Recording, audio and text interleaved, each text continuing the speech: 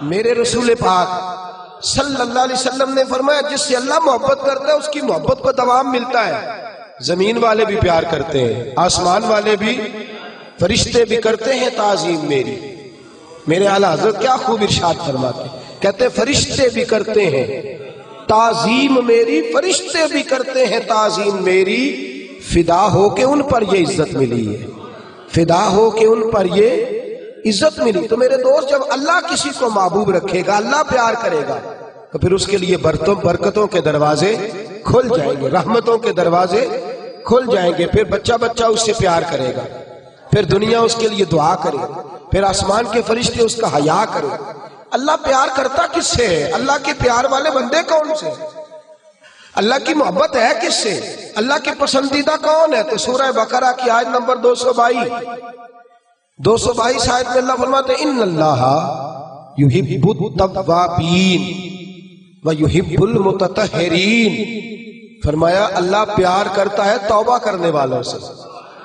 کس سے؟ سارے بولیں، آپ بھی بولیں، اللہ کس سے پیار کرتا ہے جی؟ توبہ کرنے۔ اور اللہ پیار کرتا ہے پاک رہنے والوں سے۔ کس سے؟ پاک رہنے والے سے اور توبہ کرنا۔ کتنا پیار کرتا ہے؟ عجیب مثال دی بخاری میں میرے رسول پاک، اور اس رنگ کی، اس انداز کی شاید آپ کو دوسری حدیث نہ ملے۔ میرے نبی پاک صلی اللہ علیہ وسلم نے فرمایا، صحابہ بیٹھے تھے، حضور نے فرمایا مسلمانوں کوئی غلطی کسی شخص نے کی ہو نا 80 سال پرانی، تو کسی کا اس سے اختلاف ہو جائے تو وہ ٹٹول کے لے آتا ہے، معاف کرنے کو تیار ہے، ٹٹول کے لے آتے ہیں لوگ معاف کرنے کو تیار ہے۔ لیکن اس رنگ کی حدیث آپ کو نہیں ملے گی پوری کتب حدیث میں۔ دیکھیے حضرت ابو ہریرہ حدیث کے راوی ہیں، میرے رسول کریم صلی اللہ علیہ وسلم نے فرمایا صحابہ جب اللہ کا بندہ اور گناہ گار ترین بندہ توبہ کرتا ہے تو اللہ خوش ہو جاتا ہے۔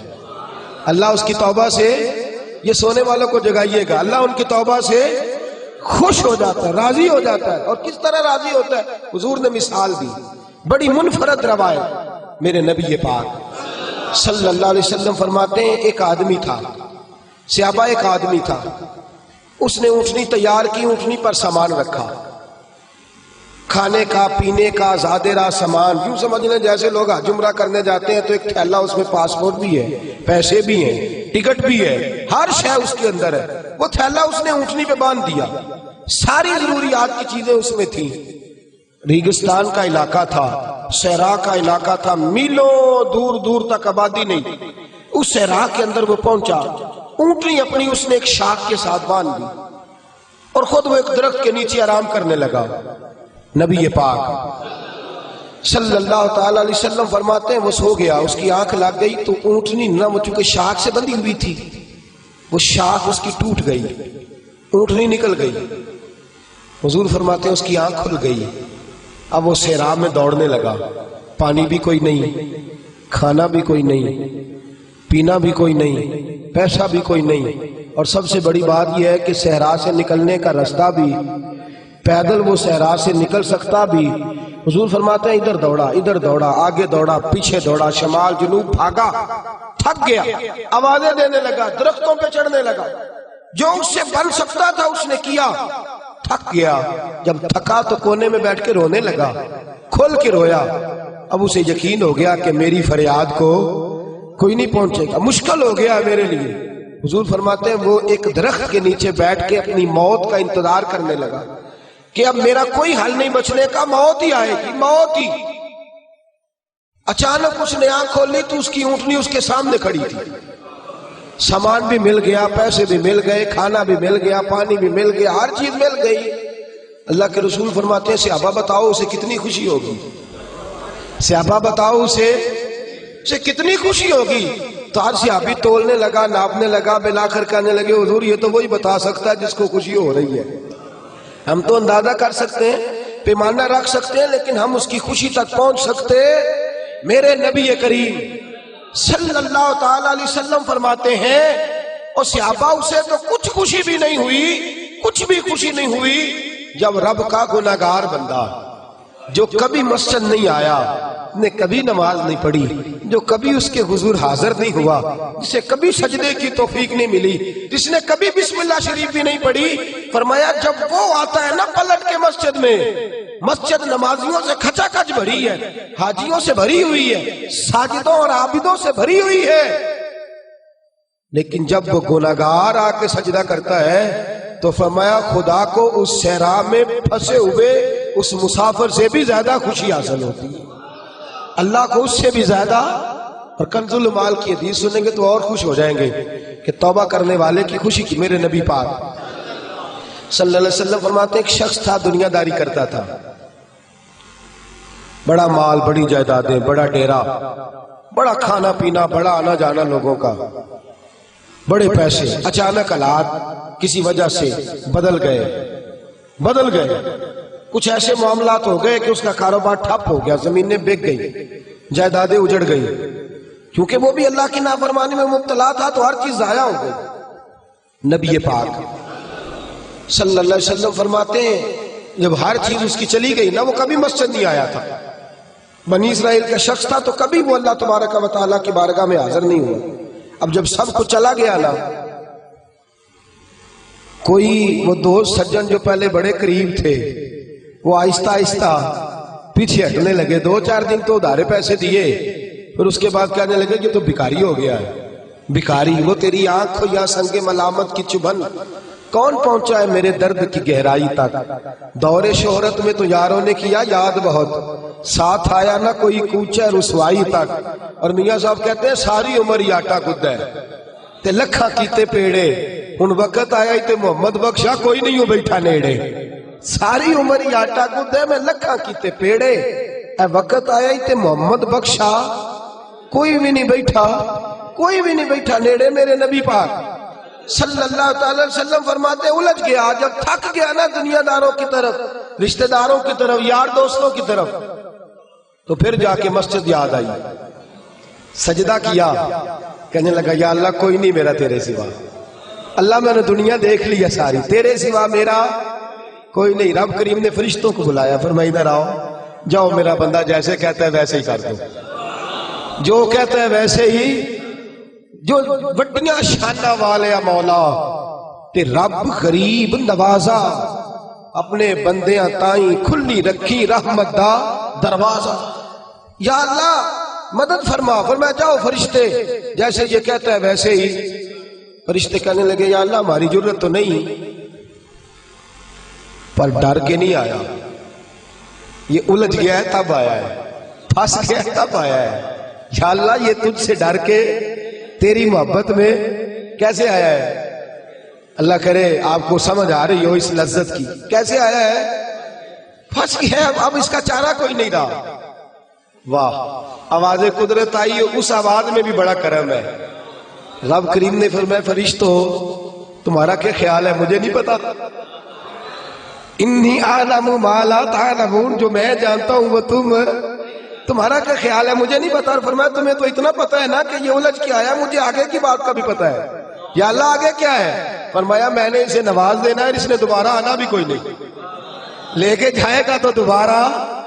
اللہ اکبر، کتنے بلند حوصلے ہیں پروردگار کے، کتنے بلند حوصلے ہیں پروردگار کے، جائے گا تو واپس۔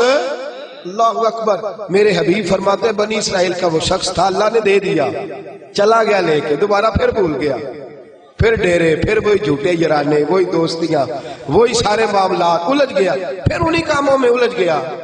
کچھ وقت پھر آیا تو حالات پھر خراب ہو گئے، پھر دوست سجن جو کہتے تھے نہیں نہیں اس وقت اور تھا اب اور ہے، پھر بدلنے لگے، پھر اس سے رخ پھیرنے لگے، حالات پھر بگڑنے لگے۔ جب سارے دروازے کھٹکھٹائے تو دل میں چور ہے کہ پچھلی دفعہ میں نے دعا کی تھی تو کیا میں نے فراڈ ہی تھا کہ پکی توبہ کی ہے، اندر چور ہے، بان فقیروں کسے نہیں ماریا، اے ہوئی تے چور اندر دا، اندر کھٹکا ہے کہ یار میں، لیکن کہنے لگا جاؤں نہ تو جاؤں کدھر۔ پھر آ گیا مسجد، کہنے لگا یا اللہ آج کے بعد نہیں کرتا، آج کے بعد غلطی تو مہربانی فرما، ایک دفعہ نظر فرما۔ میرے حبیب پاک بیان کر رہے ہیں تو آنکھوں میں آنسو ہے۔ حضور فرماتے کہنے لگے یا اللہ ایک دفعہ اب نہیں کرتا، رب کریم نے فرمایا فرشتوں دے دو جو مانگتا ہے. فرشتے کہنے لگے یا اللہ ڈر کے نہیں آیا, الجھ کے آیا ہے. فرمایا مجھے تو یہ بھی پتا ہے کہ دوبارہ آئے گا بھی نہیں, لیکن اب وہ آ گیا ہے, دے دو جو مانگتا ہے. حضور فرماتے ہیں 70 دفعہ آیا. بولے کتنی دفعہ؟ اور بھائی چوتھی باری تے ابا جی نہیں پیسے پا کے دیں دے دکان وچ, وہ آندے تو جھاڑنا ہے خصماں دا سر کھا, دوجیاں نوں نہیں کر کے دینا. 2-3 دفعہ ڈال کے دیتے ہیں تجارت کاروبار, چوتھی دفعہ کہتے ہیں موج کر بھائی, تو ضائع کر دیتے ہیں, تجھے نہیں دینے. 70 دفعہ آیا, 70 دفعہ. خدا کے پسندیدہ بنو, لوگوں کے پسندیدہ نہ بنو. ان کی تو پسند پہ 3 دفعہ پورے نہیں اترو گے تمہیں دھتکار دیں گے, جوتے کی نوک پہ نہیں رکھیں گے. 70 دفعہ آیا, 70 دفعہ ناپسندیدگی کا کام کیا. ایک دن پھر رات کو اٹھا, اب الجھا نہیں, اب مال ہے دولت ہے. رات کو اٹھ گیا, اٹھ کے بیٹھ گیا, دل میں خیال آیا میں کتنا برا ہوں. خدا کے دروازے پہ تب جاتا ہوں جب پھنس جاتا ہوں, اس کے آستانے پہ تب جاتا ہوں جب الجھ جاتا ہوں, اس وقت جاتا ہوں جب بیمار ہو جاتا ہوں, اس وقت جاتا ہوں جب تعویذ کی ضرورت ہوتی ہے, دعا کی عادت ہوتی ہے. کتنا خود غرض ہوں, خدا کو بھی سجدے کرتا ہوں. میرا اس شہر عداوت میں بسیرا ہے جہاں, احمد فراز نے کہا میرا اس شہر عداوت میں بسیرا ہے جہاں. لوگ سجدوں میں بھی لوگوں کا برا سوچتے, میں کہاں بس رہا ہوں کہ یہاں بھی میرا لالچ ہی ہے. اٹھا, پھر تڑپا, مصلی بچھایا تو مصلی آنسوؤں سے بھیگ گیا. کہنے لگا خدایا تو عظیم ہے, میں ذلیل ہوں, تو بڑا ہے, میں عاجز ہوں, تیری کیا بات ہے, میں کچھ بھی نہیں. خدایا 70 دفعہ توبہ کی اور جھوٹی کی, تیرا کتنا بڑا حوصلہ ہے, تو نے ہر دفعہ میری قبول فرمائی. خدایا آج میں لالچ لے کے نہیں آیا, میں تجھے راضی کرنے آیا ہوں. آج میں تجھے راضی کرنے آیا ہوں, سچا ہو کے آیا ہوں. میرے محبوب فرماتے, رب نے فرمایا فرشتوں کھولو نظر آسمان کے دروازے. تم کہتے تھے الجھ کے آیا, پھنس کے آیا, کھولو آسمان کے دروازے, وہ دیکھو سجدے میں گرا ہوا ہے. یہ آج الجھ کے نہیں آیا, یہ آج مجھ سے ڈر کے آ گیا ہے, آج میرے پیار میں آ گیا ہے. فرشتے کہنے لگے یا اللہ پہلے تو مال دیتا تھا, اب کیا دے گا؟ تو میرے ابھی فرماتے ہیں, رب فرماتے ہیں اب میں اسے دنیا میں عزت دوں گا اور قیامت کے دن بغیر حساب کتاب جنت عطا فرما دو. یار حساب کتاب جنت عطا کر.